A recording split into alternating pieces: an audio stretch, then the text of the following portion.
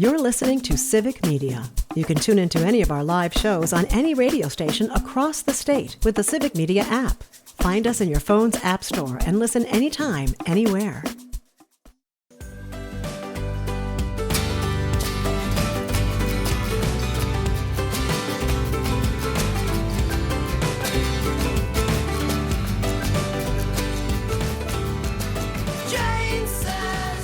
Good morning and welcome to Matt Nair on Air. Jane Matt Nair, Greg Bach, Calvin Butenoff coming to you live. They are at our home at Radio Park in Racine. You can always join us, call or text. The number is the same, 855-752-4842.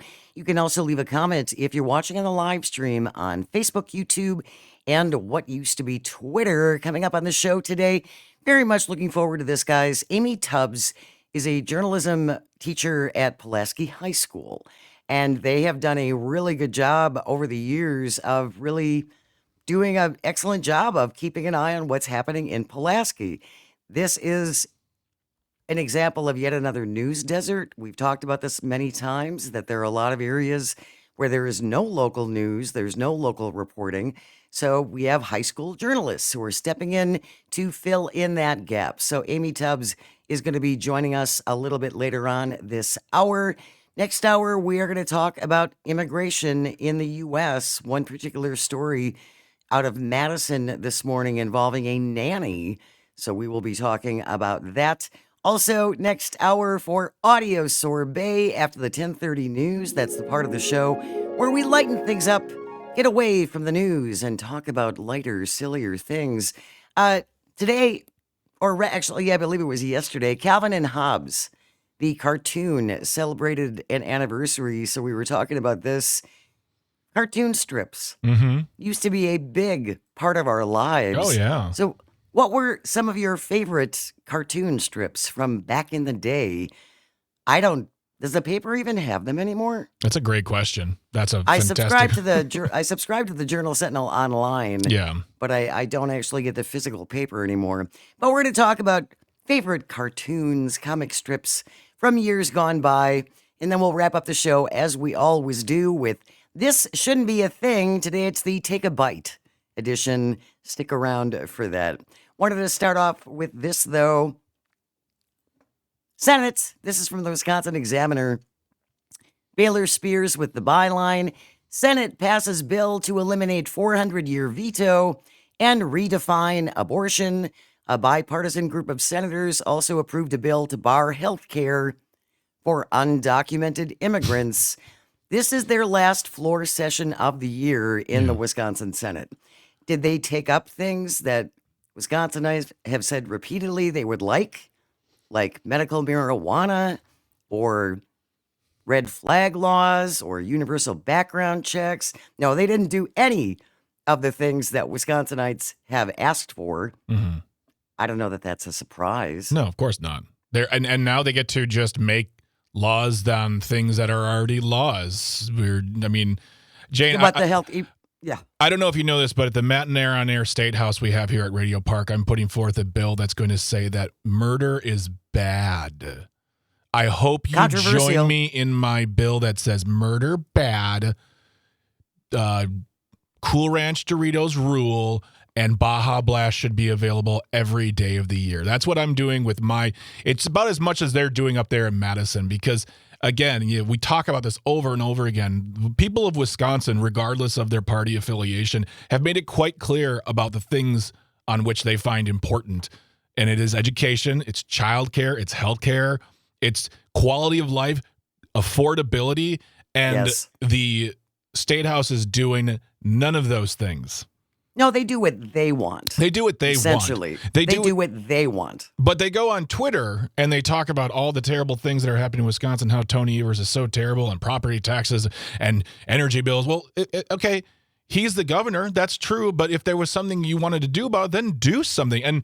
And getting rid of this 400-year veto is more for show, because I know that, because if you go on Twitter, you can see them whining about this all the time. Well, then, you know what? He wouldn't have had to do that if he just funded education, maybe a little bit more than, a generational increase, Robin Voss. That's nothing compared to what you should have been doing over the years to help grow our Wisconsin educational system, including not diverting hundreds of millions of dollars to a second school system, i.e. the voucher program. Yeah. And we will include this in our show notes because, Greg, I think it's important for people to keep track of this because, again, it's one of those things that if you're not aware of it, you're not gonna check up on it. It's that tracker. What is that tracker that you found? Oh, yes. It's from the Wisconsin Education Network. It tells you. So what you do is you're going to go to that website and you're going to find where you live and then find your school district or your school system. And it will tell you in that tracker how much of your public money, public taxpayer funds, your property taxes that you may have voted to increase, how much of that is going to be diverted to the private school voucher system, or just the voucher system, I should say, charter schools, whatnot. It will tell you how much money is being diverted, and you probably will be shocked because, Jane, that's something that we hear from now quite a bit is that people, we got busy lives, we're doing things, and money is money. It always just seems to be there when it comes to government. Things get paid for, and they somehow find it. And while we say things like, I don't want my taxes to go up, or I don't want my taxes to pay for this, we don't think about the fact that when it comes to this particular issue, it's our taxpayer dollars that are funding these private school vouchers, and that money going to private school vouchers is being taken away from our public school system. So when the public schools aren't doing as well, which, speaking to Shali Pittman this week, they're doing better than some on social media will want you to believe. Yes. When they're not getting the money they need to have a good, solid system, better paid teachers, smaller classrooms, things of that, making sure a teacher doesn't have to fork out $300 to $500 a year their own money for school supplies. That's one of the reasons why it's happening, is because we're taking those hundreds of millions, not thousands, not even millions, hundreds of millions of dollars, and throwing it to a private school voucher system with no oversight, no checks and balances, nothing that says like, hey, if you want to be a part of this program, you have to do X, Y, and Z. No, here's a check. It'll clear. Don't worry. Go with God. All right. And that's what we do. All good. That's all good. Well, and you mentioned affordability and energy rates. Excuse me. And I don't know if you're not on social media, you probably haven't seen this.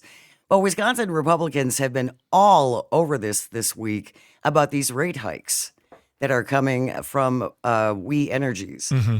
And Tom Tiffany posted this week about how wrong this was and why isn't the governor doing something about energy rates, and it's the governor's public service commission and blah, blah, blah, blah, blah. And I just posted on it, I said, well, I would love to see all your examples of when Wisconsin Republicans have stepped in and stopped rate hikes. Mm-hmm. I said, please provide me with links on all the times you guys have stepped up and stopped rate hikes from happening. Yeah, I haven't. I'm still waiting. And if I saw somebody post something similar about, raging against energy hikes. And it's something I think that, once again, you ask Wisconsinites, they're going to all resoundingly say, that's bad. And if they don't, they probably work for We Energies. But Governor Evers, in the 2025 budget this year, there was a provision to end the state sales tax on household energy bills, and effective this past October, which projected to save Wisconsin households over $178 million. So Governor Evers can't make your energy free. He can't say, hey, we're going to subsidize it so it's only $50 a month for everybody. But he did something.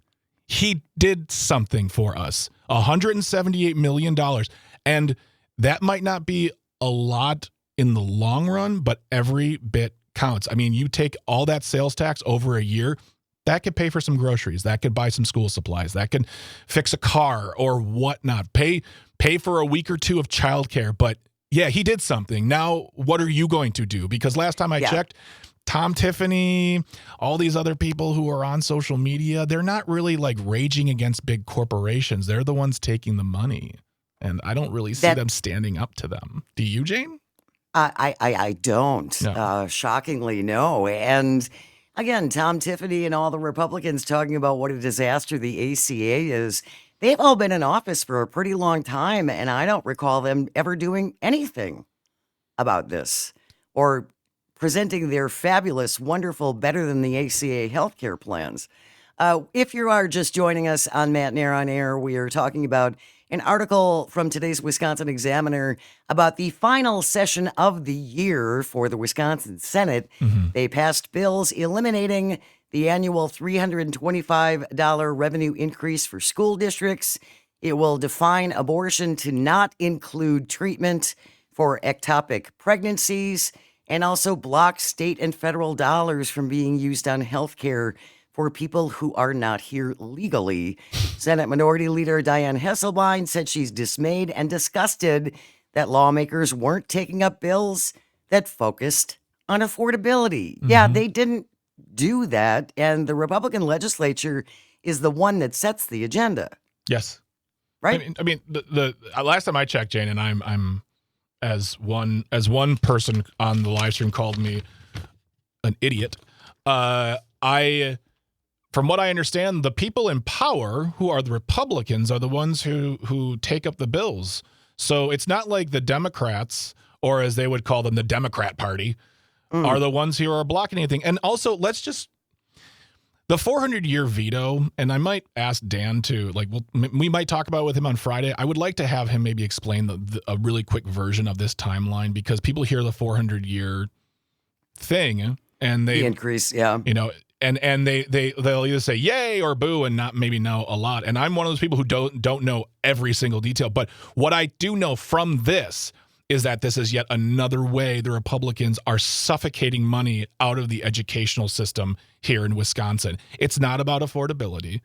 And Wisconsinites would probably agree, because a majority of Wisconsinites voted to raise their own property taxes to fund their school system. So if you said, hey, instead of a referendum, we're going to raise your taxes a little bit this year and a little bit the following year to pay for the education here in Wisconsin. And by the way, that money that you're going to pay is still going to be a portion that will be diverted to voucher funding. So really, all they've done is once again put their boot on the neck of education in Wisconsin. And that's not what we want. That's not what we've said we need here in the state. And you're right. Diane Hesselbein is correct. They're not taking up the issues on the last day before their break leading to 2026, which, let's not forget, next year is the 8-week work year for the Wisconsin legislature. 8 weeks, and then it's a sunny, funny vacation down to wherever you'd like, and we'll probably end up paying for it too. I think we probably will. You are listening to Matt Nair on Air. We're talking about an article in today's Wisconsin Examiner about the final day of the Wisconsin Senate and all the things they're getting done.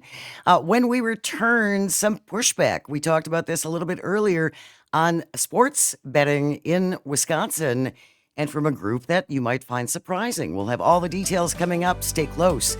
You are listening to Matt Nair on Air, coming to you across the Civic Media Radio Network. We'll be right back. You're listening to Civic Media. Stay up to date on the latest news and information for your local community and Wisconsin by signing up for our free email newsletter. Visit civicmedia.us/email to get started. Good morning. Welcome back to Matt Nair on Air. Jane Matt Nair, Greg Bach, Calvi Teeny on the board, coming to you from our studio at Radio Park in Racine. Join us. You can call or text at 855-752-4842. You can also leave a comment if you're watching on the live stream on Facebook, YouTube, and what used to be Twitter. After the 9:30 news, looking forward to talking to Amy Tubbs. She is a journalism teacher at Pulaski High School, and Pulaski is kind of a news desert. They don't have a local reporting outlet there. There's no local newspaper, so the student journalists have kind of stepped into the role. I'm very much looking forward to talking to Amy and her work with these journalism kids at Pulaski High School. That is on the way. If you're just joining us right before the break, we were talking about an article in the Wisconsin Examiner about the final day in the Wisconsin State Senate. And we had mentioned, Greg, that tracking, a couple of people texted in about that. Leaf from Racine listening on WAUK, said, please repeat the tracking site for property taxes and school subsidies. Matt from Altoona. Greg mentioned a way to find out how much taxpayer money is going to voucher schools in our district. What is that website? So it's okay. I cannot repeat it here because it's just so long? It's a very long one. I will put it in the show notes today. So you're going to go to civicmedia.us. You're going to go to Today's Show in Matinee on Air. Go to shows, go to Matinee on Air, Today's Show in Hour 1. And you will find that, and I'll make it very clear. I'll just say, to find out more, click here.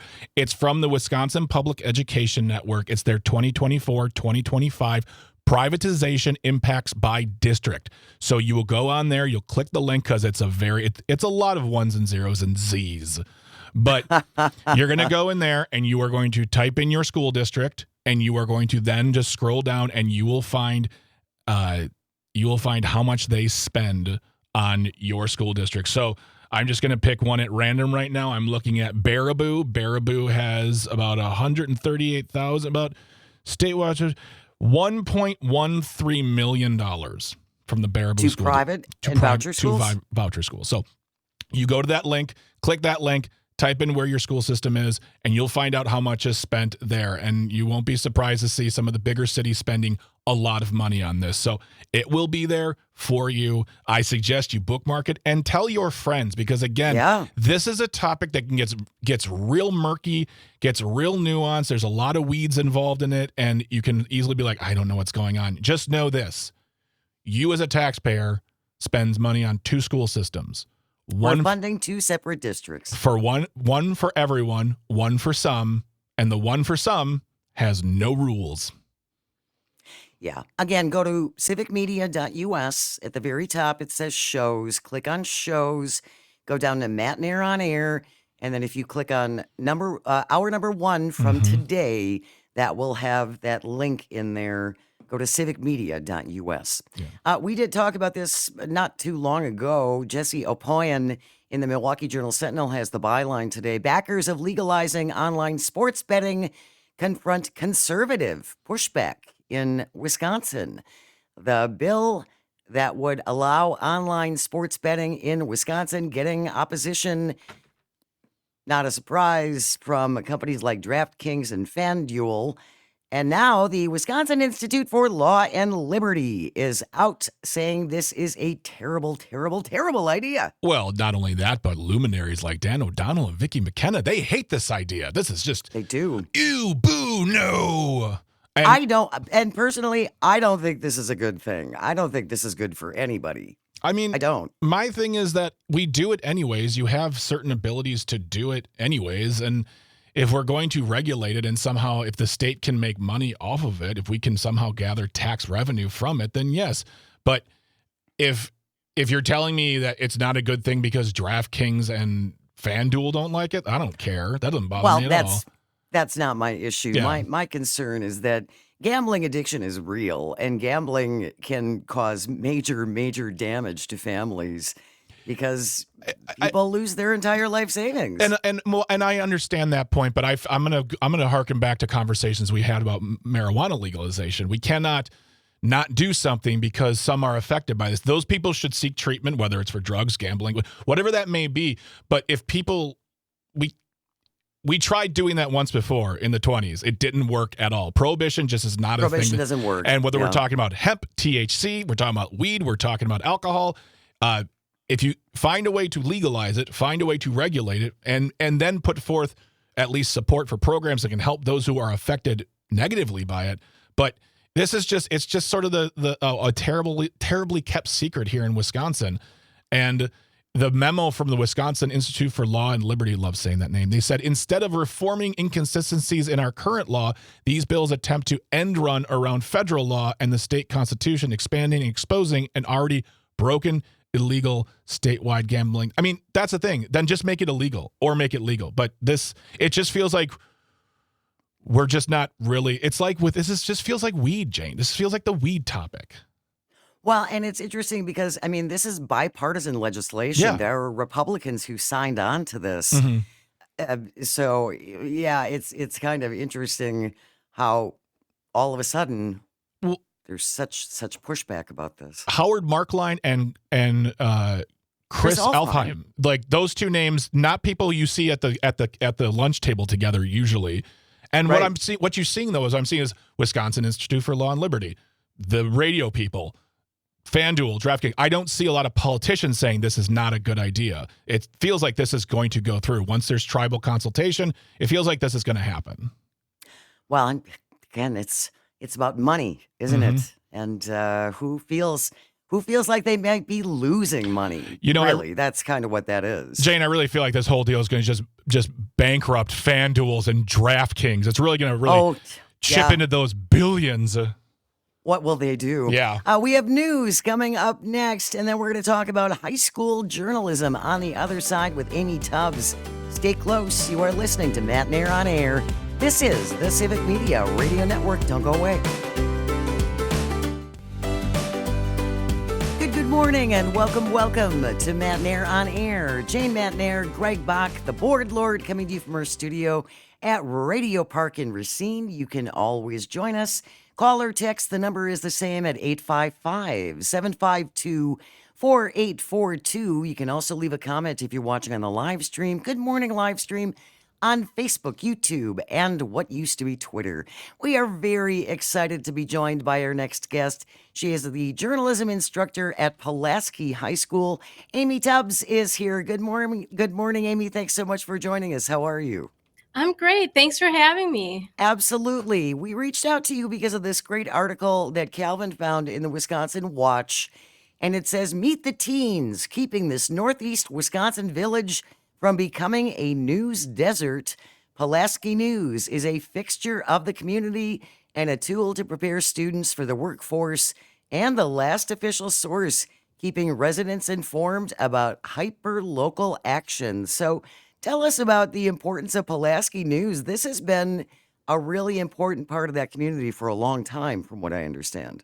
It has. It started back in 1942, so we've been going over 80 years. Wow. And we are in charge of publishing the town paper. Our students are out looking for stories. They are interviewing people in the community. We do a lot of school news as well, but we've really tried to go out in the community and find things that people are interested in. We try to find individuals that maybe people don't know much about, or they see them and they don't realize, oh, there's this really cool backstory that this person has. So we're trying to tell those kind of stories, and people are enjoying that, and they're still subscribing. What is where is your community? What is the size of the community? Last time I checked population, it was around 3,000, but I think it's grown since then. Mm-hmm. Our high school has about 1,100 students. So we have a pretty big square mileage around the community. So Pulaski is located just west of Green Bay. Okay. So when you're teaching journalism, what's like kids walk in, they say, I want to write a story. Are they interested? And what's like the first step for them to understand the process of being an investigative journalist or just writing a story? What are the first days of teaching the kids? Well, the first days are, how do you interview? How do you talk to people? How do you get in touch? And the very first interview they do is interviewing another student in the class, because one of the first stories we publish is the staff bio. Mm-hmm. So get to know this year's staff.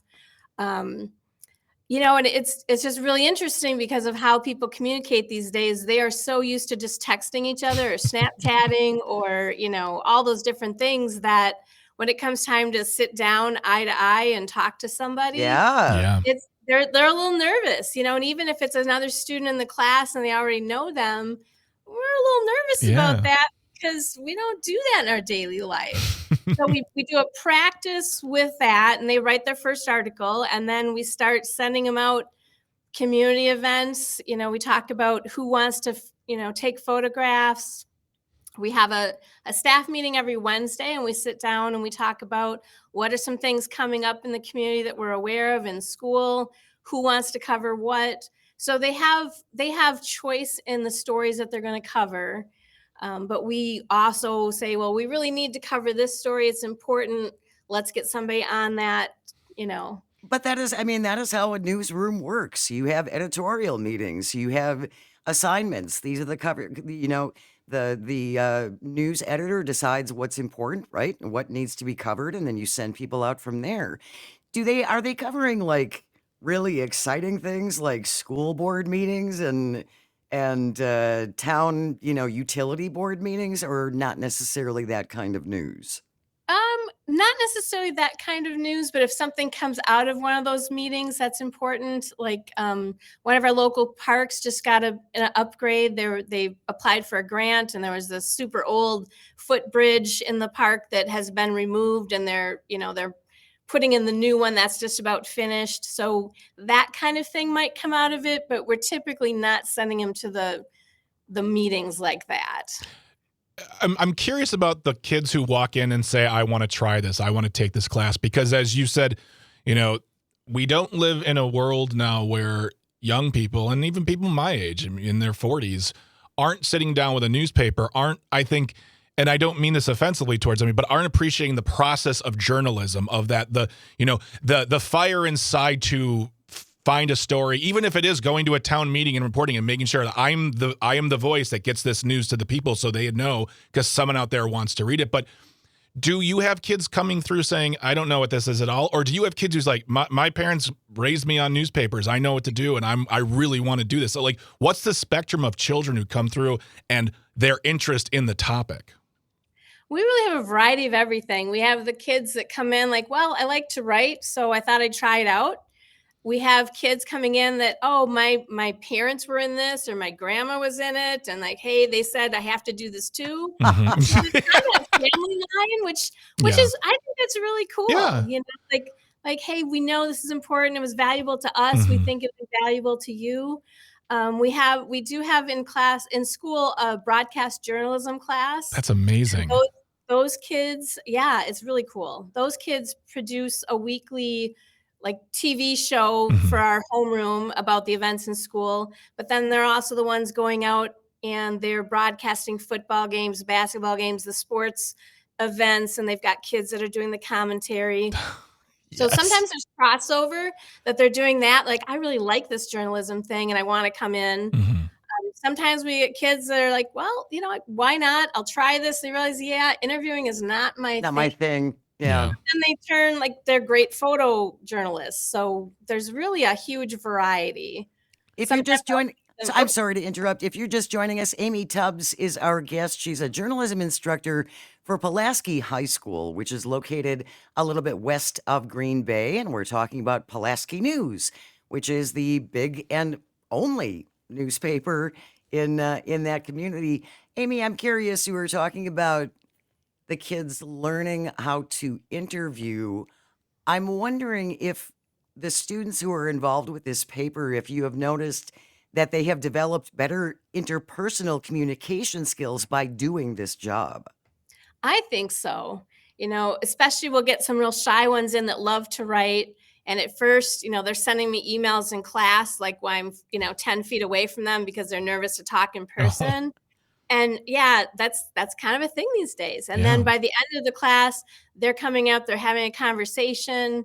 Some of them will take it more than 1 year and we'll talk about, hey, how was it your first interview versus now? They're giving tips to the newer students, but they're confident and they're comfortable. And they always say at the end, the most interesting stories they did were the ones where they got to meet people and talk to them. I'm interested to find out, and I'm not. I do not want to turn this political. I promise you this. But something that we see in the media that is a big concern is that interviewers do not push forward. I don't want to say push back, push forward. When questions are answered in a way that seem to service the person being asked in a way that relieves them of responsibility, we see journalists who just kind of move on. Is that something you teach them? Is like keep digging until you find the answer you're looking for, and then when you found it, there you go. But like, don't teaching them how to sniff out the BS in an answer, I should say. How about let's go right there. Nice and short. I like Yeah. that one. Yeah. Well, most of the stories we do aren't we're not trying to uncover the truth kind of stories. Mhm. We're a little more feel good stuff, but we do have conversations about that, you need to know what your angle is going in and you need to know what you want to find out and kind of rephrase. But most of our interviews, like the people that we're talking with want to help us and they want to tell their story. Right. Not You're so not you're not coming up against a lot of opposition, I would assume. But I still think it's important. Are they taught that as a journalist, your role is not to just be a stenographer, right? yeah. We do talk about that a little Mhm. bit, but it's also more just making sure that you're telling the thorough story, I Yeah. guess. Right. Yeah, Right. exactly. Yeah. So having follow-up questions and making sure you've got everything you need. Do you ever have And what kids who walk through and say, "I've got the scoop," and they try to find the story? They're like, "No, it's a water department meeting. It's fine. No conspiracies." Yeah, we've brought up topics before. They'll kind of like, we should write about, and then we kind of talk about, is this going to work? Is it going to Mhm. fit? And, we kind of tweak that. Um, they're getting better at finding things in the community and saying, hey, this is going on. We should write about it. Like today we just had our story meeting and one person found out that the local dentist is doing a stitching event where kids can bring in their stuffed animals and get them stitched up. I was like, Oh, oh, those this are is cute. hilarious. That's Right? cute. Yeah, it's adorable. And like, I didn't know that was going on. So that's really cool that they know something in the community now that I didn't even know. Yeah. Well, and that just tells you too that even in a small community like yours, there's still stuff happening that not everyone is aware of. Yeah, absolutely. If you're just joining us, we are speaking to Amy Tubbs on Matt and Aaron Air. She is the journalism instructor at Pulaski High School. Pulaski in Brown County, not in Milwaukee County, as we've had some confusion on the live stream. But yes, up there in Green Bay, and you are teaching young people how to become journalists, and I think that is vitally important. We talk about that all the time. We work for a media network, and we have local people on the ground reporting that local news to the people it affects directly. And that's, we live in 24-hour news, and that 24-hour news, I'm watching it right now on my television here, and it's not in Pulaski or even Milwaukee or even Wisconsin. So finding those connections and young people understanding the power of it, even if it's feel-good stories, it still connects with people and allows them to understand their communities. That is a really powerful thing. And I Yeah. think, some of our students are bussed in from quite a distance. And so they're maybe not living right in Pulaski. And so them discovering their own community that they go to school in, that's really powerful to watch happen. Because they're like, oh, I didn't know we had a museum. It's cool. Yeah. Are you aware of any graduates, Amy, who went on to go into media or journalism? I mean, since you've been around since 42, I would imagine some have. Yeah, we've got a few notables.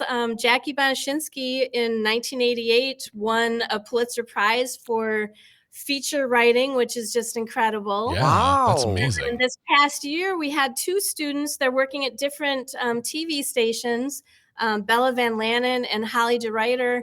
Weirdly, they were both nominated in the same regional Emmy Award program for diversity stories that they had produced. That's amazing. That's really I impressive. know. It's really cool. And there's other students that go on to work at their school papers. We've got another one on a local TV station reporting now. So some of them are going on and making this a career. That's fantastic. That's great. We love That- hearing that- from that. Thank you, Yeah, Amy. most definitely. That gives hope. Yeah. Yeah, exactly. That gives me hope. Amy Tubbs is a journalism teacher at Pulaski High School, west of Green Bay, talking about Pulaski news. Thank you so much for joining us, Amy. It's been really, really interesting. Wish the kids well for us. Thank you. And thanks for having me. Of course. Absolutely. Of course. When we return, we are going to continue talking about journalism and the importance of having reporters on the ground. This is going back to an older story, but it's worth repeating. That's all on the way. Stay close. You are listening to Matt and Aaron on Air, coming to you across the vast, statewide, countrywide. You can pick us up around the world on the Civic Media Radio Network. You're listening to Civic Media. Find the latest news, information, and archives of all your favorite shows on the Civic Media website, civicmedia.us. Good morning. Welcome to Matt and Aaron on Air. Jane Matt and Aaron, Greg Bach, Sweet Cal B, coming to you live from our home at Radio Park in Racine. You can always join, call, or text. The number is the same at 855 752-4842. You can also leave a comment if you're watching on the live stream on Facebook, YouTube, and what used to be Twitter. Our thanks to Amy Tubbs from Pulaski High School. She is the journalism teacher there, talking about the journalism program and Pulaski News, west of Green Bay, by the way, not Pulaski High School in Milwaukee. But this kind of leads us to this story that we've been sitting on for a while, Greg. Yeah. I've wanted to mention this just because I think it really reinforces the importance of local journalism and why it matters.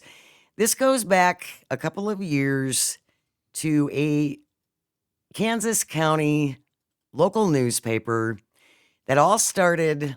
A confidential source to the paper leaked evidence that a local restaurant owner who'd been convicted of drunk driving kept driving without a license. Now, this paper, the Marion County Record, never published anything related to that because they thought the source was giving this information during a divorce. So they didn't use that info. But police notified this restaurant owner the information was going around. So she alleged that the newspaper illegally obtained and disseminated sensitive documents about her, which was not true. That led the sheriff's department to raid the paper. Oh, my God. They raided the paper. They raided the owner's home. 98-year-old Joan Meyer collapsed and died of a heart attack the day after they raided her home because she was so stressed out because of this investigation by the sheriff's department. The raid triggered a fresh chapter in a national debate about freedom of the press, focused on this little town, Marion, about 1,900 people southwest of Kansas City. The sheriff has since apologized, along with a former council member. Yeah, she's still dead, unfortunately. Yeah. The sheriff's office wishes to express its sincere regrets to Eric and Joan Meyer and other people for participating in this search warrant on their home and on the Marion County Record. What a nightmare. The newspaper published a story, tried to set the record straight. Then came the raids, authorized by a search warrant. They alleged theft, unlawful use of a computer. They seized all their computers, their cell phones. I mean, it was incredible. And it's not the only story of that, of local papers being targeted. That comes right here home to Wisconsin, because in 2021, the Wausau Pilot and Review was also sued for, quote, it was defamation. It was for reckless disregard. And all it was that paper reporting a story that a individual, and if was it a common council member? Common council member. It was a businessman. He's now a Republican state senator, Corey Tomczyk, who we actually just talked about this week on the show. That's right. He sued the Wausau Pilot and Review after they reported that he was overheard using an anti-gay slur while in the audience of a Marathon County meeting. And they reported it. He sued them. The appeals court sided for the Wausau Pilot and Review, and they said that there was no defamation. This was simply reporting the actual news. They were not trying to cause malice against the gentleman who is now a state senator. But this is not even the first, second, or 15th story of someone trying to use their power to end the voice of a local news source. Exactly. And they do this and it's financial. They go after them financially. Yeah. And that's the thing is did Wausau Pilot and Review eventually win? Yes, they did. But that's not without having to pay the money that it took to get lawyers and to take time, which I don't know if you know this, Jane. Places like the Wausau Pilot and Review, Racine County Eye, this Kansas City paper here, they're not exactly flush with cash. Yeah, we're not talking about the Washington Post here. Yeah, the Marion County Record, as far as I know, is not something that's like, a multi-billion-dollar media conglomerate. So even though they win, and it's a win for freedom of speech and for local reporting, it still takes a huge chunk out of their budget because they have to pay for this. Yeah. Well, this sheriff is set to go to trial in February in Marion County on a felony charge of interfering with a judicial process, accused by special prosecutors of persuading a witness to withhold information. Yeah, it just gets better and better. He has pleaded not guilty and did not respond to a question from the Associated Press. So Yeah, he'll get we'll just pardoned. He'll get pardoned. Yeah, we'll just have to keep an eye on that. This is just to further the point for us that, the mission we do at Civic Media is local reporting all over the state. Subscribe to your local papers. So important. Give gifts of that local paper to people. Tell people about your local papers and get into knowing what's going on in your community. Supporting them is how you find out about the things that directly affect you. A New York Absolutely. Times subscription is great, but if you live in Mosinee, they're not reporting about you. And subscribing to these outlets, whether they're digital or paper, goes a long way and helps your community. It makes a big difference. Yes, it does. It really does. Yes. Support your local journalism outlets. We need them. Mm-hmm. We have news coming up next, and we have reporters all over the state. Yeah, we do, baby. And when we come back, we are going to talk about immigration and ICE. Jeez. Just doing it the right way, Jane. Yeah, all the worst people, really? Yeah. That's all coming up.